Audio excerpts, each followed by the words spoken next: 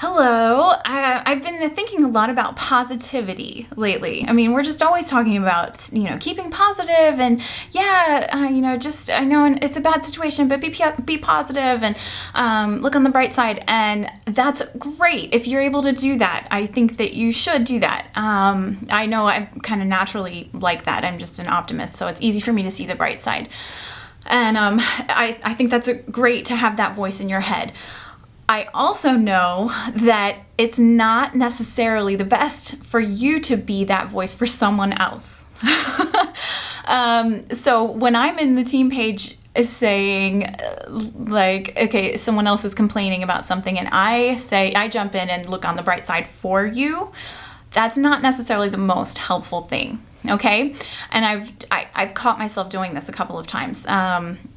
I want you to be able to be trained to do that for yourself, because me looking on the bright side for you isn't going to help you as much. What my response should be is I should relate with you in your trial, whatever it is, in your problem. Say, I'm so sorry. I'm sure that must be really stressful for you. And then hopefully your response will be to then look on the bright side after I've said that I relate with that. I can understand that must be hard for you to deal with. And I can think of several examples of this. We're driving down the road. We have to drive on Route 95, which I don't know if you guys are familiar with, the DC metro area, but it is insane. So anytime we're on that road during stressful peak hours, which is pretty much all the time actually, my husband's driving down the road and you can tell it's getting to him, and the smoke's starting to come out of his ears and he's clenching the steering wheel, and I'm over there in the passenger seat chirping, oh, but at least we're together, and at least the kids are all well and nobody's throwing up or anything like that. So, I mean, it makes him laugh now because he knows it's kind of a joke, and because now he'll be like, at least we're together, because he's mocking me, basically. So, but yeah, it would really probably help him so much more if I were just to relate with him and be like, babe, I know, I'm sorry, this is bad traffic. I know it must really be stressing you out. He would probably react a little better to that than me being all Pollyanna, looking on the bright side for him. So, and I can think of another example. When I had a miscarriage, it was my first baby, and it was a really hard time for me. And I remember some really well-meaning people telling me, well, at least you're still young, and at least there weren't other, older children that have to deal with this also. And just trying to make me feel better, but it really didn't.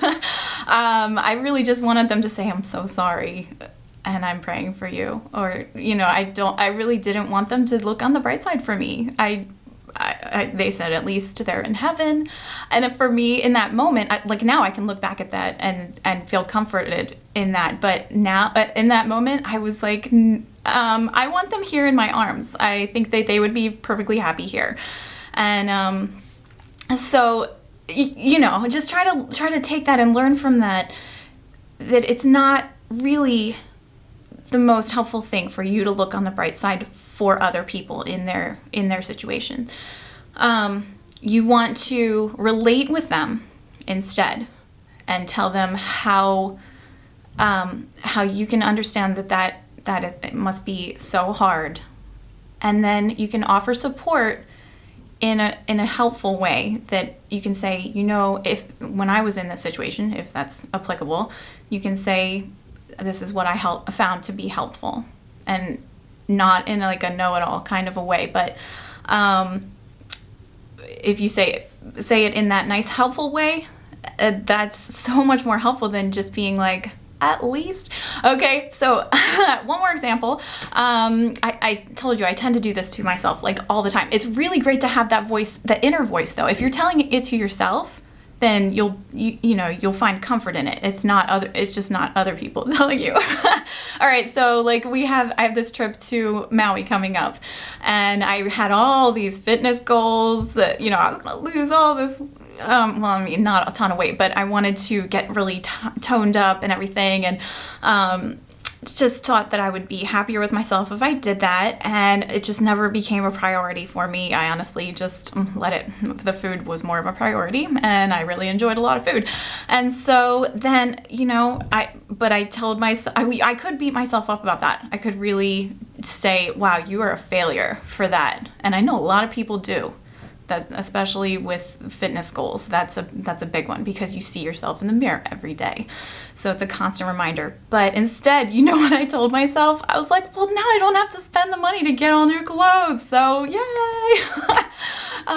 So at least I'm saving money, but that's just my natural reaction. And I think that you can train yourself to have more of a response. I think it gets easier with time. Some people are just naturally going to go to the worst case scenario, like, just the most negative response. And that's, I think, just innately built into you, possibly, or maybe you were conditioned to be that way, growing up. But I think that with practice, you can turn yourself into more of a positive thinker for yourself, not for other people.